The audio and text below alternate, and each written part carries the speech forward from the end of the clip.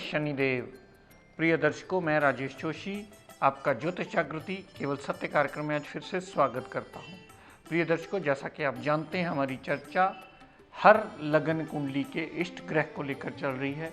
कल तक मैंने जानकारी दी तुला लगन की कुंडली में 4 भावों में शनिदेव की प्लेसमेंट कैसा कैसा रिजल्ट देती है, और तुला लगन की कुंडली में शनिदेव पंचम भाव के भी स्वामी माने जाते हैं। शनिदेव की मूल त्रिकोण राशि कुंभ जो होती है वो पंचम भाव में आती है, जो कि कुंडली का एक मूल त्रिकोण भाव है। एक्वेरियस राशि का पंचम भाव में आना इस लगन कुंडली में शनिदेव को अति योग कारक बनाता है, और शनिदेव और शुक्र में वैसे भी अति मित्रता मानी जाती है। तो इस तुला लगन की कुंडली में शनिदेव ही आपके इष्ट ग्रह माने जाते हैं। कल तक हमने 4 भावों में जानकारी ली कि अलग अलग भावों में कैसा रिजल्ट देते हैं। आज उसकी श्रृंखला को कंटिन्यू करता हुआ बात करते हैं दर्शकों, शनिदेव अगर पंचम भाव में प्लेस्ड हो, पंचम भाव में प्लेस्ड होने से त्रिकोण का स्वामी त्रिकोण में ही प्लेस्ड होने से बहुत ज़्यादा लाभ देता है अपनी दशा अंतरदशा में।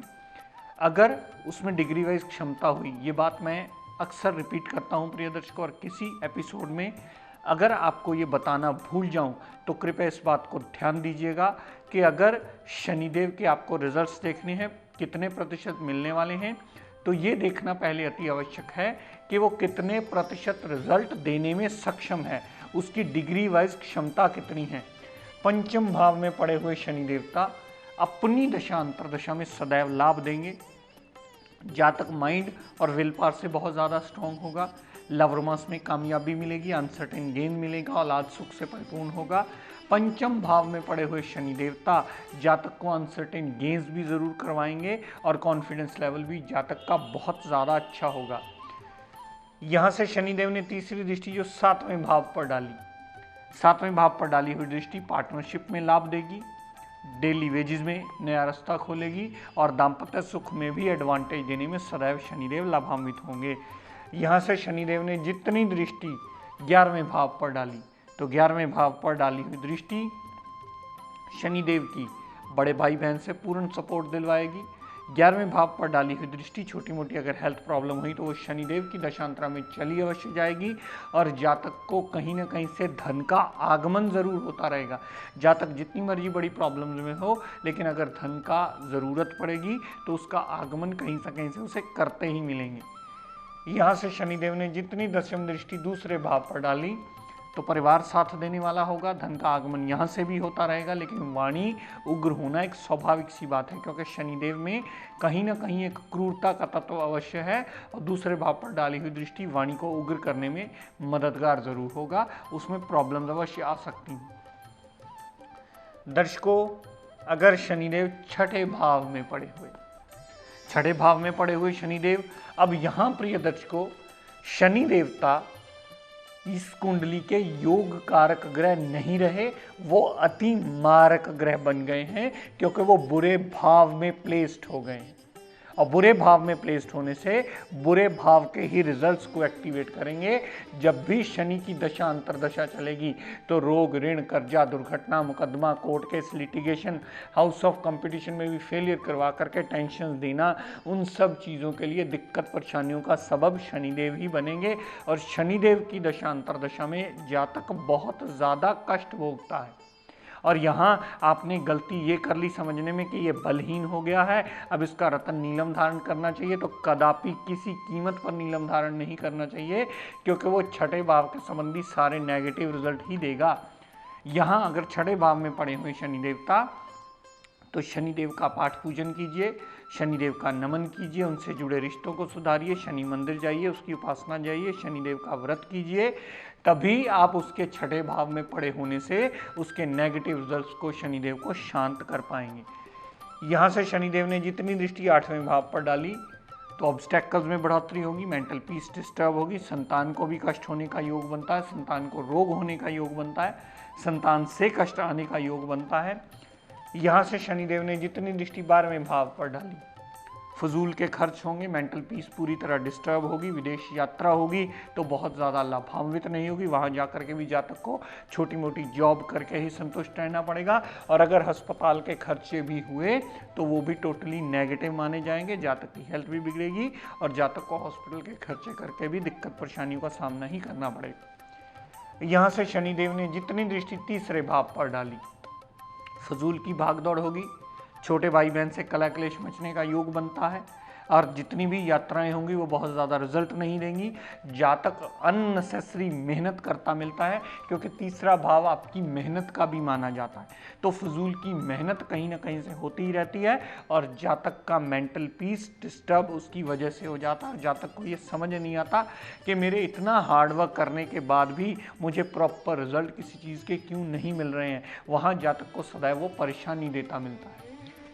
दर्शकों, शनिदेव अगर सप्तम भाव में पड़े हुए, सप्तम भाव में पड़े होने से शनिदेव नीच के हो जाते हैं, क्योंकि मेष राशि में शनिदेव को नीच का माना जाता है, ये उसकी नीच राशि मानी जाती है। यहाँ शनि देवता अति नेगेटिव हो जाते हैं, अपनी दशा अंतरदशा में पार्टनरशिप में अलगाववादी सेपरेटिव टेंडेंसी होने की वजह से पार्टनरशिप तोड़वा देते हैं, दाम्पत्य सुख में भी कलह क्लेश मचता है और डेली वेजिस के चलते चलते काम में भी दिक्कत परेशानी आती है और डेली वेजिस का चलता चलता काम भी रुकने की कगार पे आ जाता है। यहाँ से शनिदेव ने जितनी दृष्टि नवम भाव पर डाली, तो नवम भाव पर डाली हुई दृष्टि पिता से भी प्रॉब्लम देती है, पिता से मनमुटाव बनने का योग बनता है।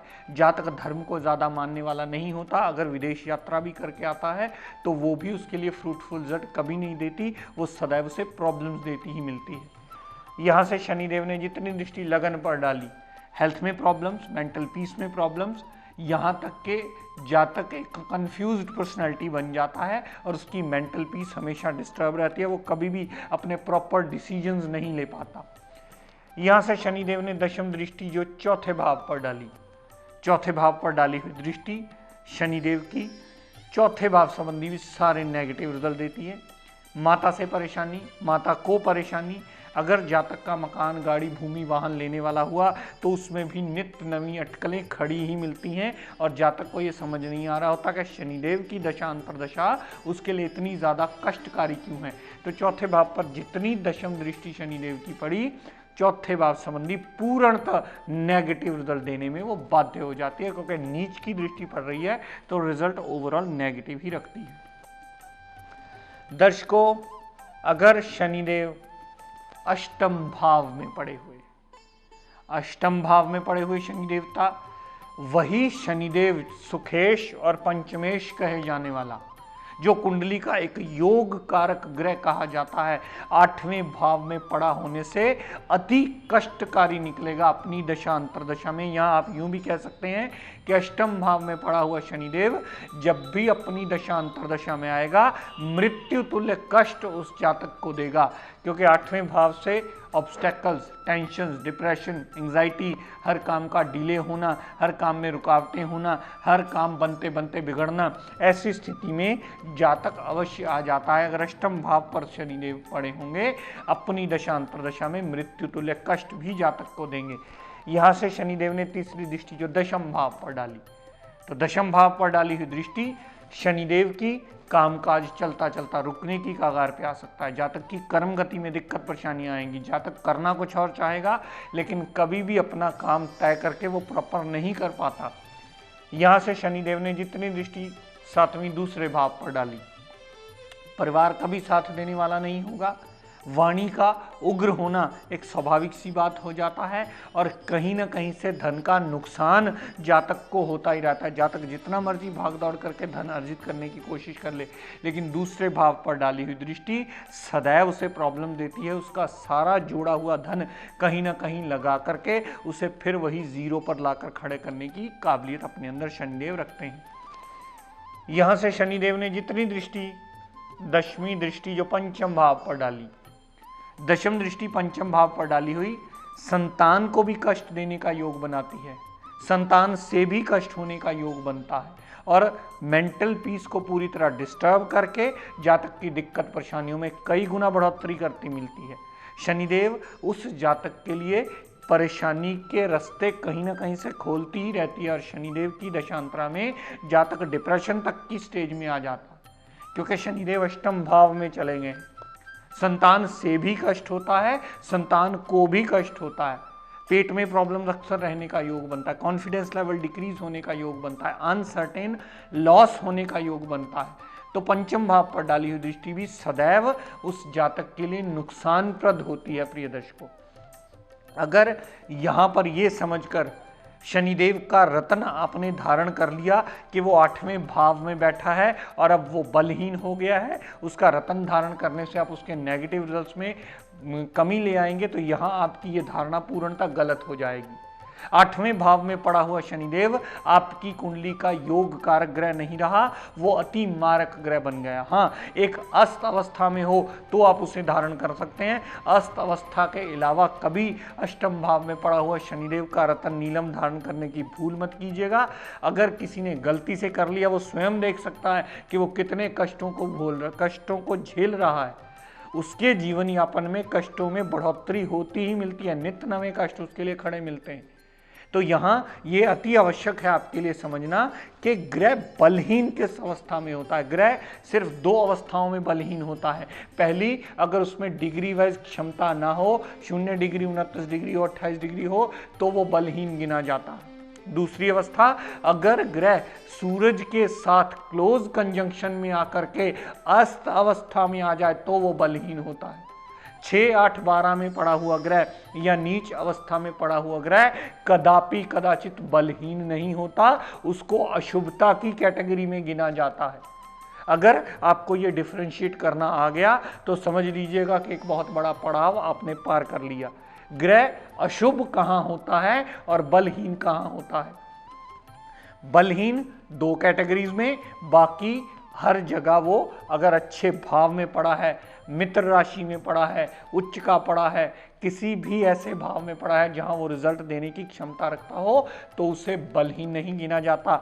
सिर्फ 6, 8, 12 में पड़ा हुआ ग्रह या नीच का होता है, वो ग्रह सदैव अशुभता की कैटेगरी में आता है। लेकिन अगर साथ में अस्त अवस्था में आ जाए तो वो बलहीन गिना जाता है। अगर 6, 8, 12 में और नीच का ग्रह पड़ा होगा और वो उदय अवस्था में हुआ तो उसे बलहीन कभी नहीं गिना जाता, फिर वो सदैव आपको लाभान्वित ही करेगा अगर अच्छे भाव में मित्र राशि में पड़ा हुआ।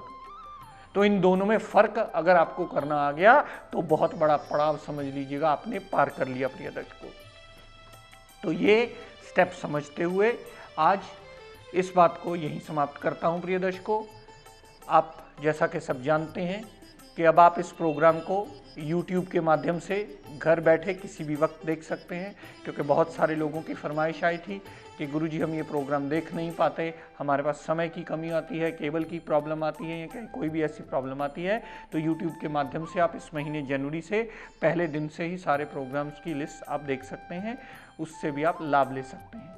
तो प्रिय दर्शकों, आज का टिप ऑफ द डे देता हूँ, नोट कर लीजिए।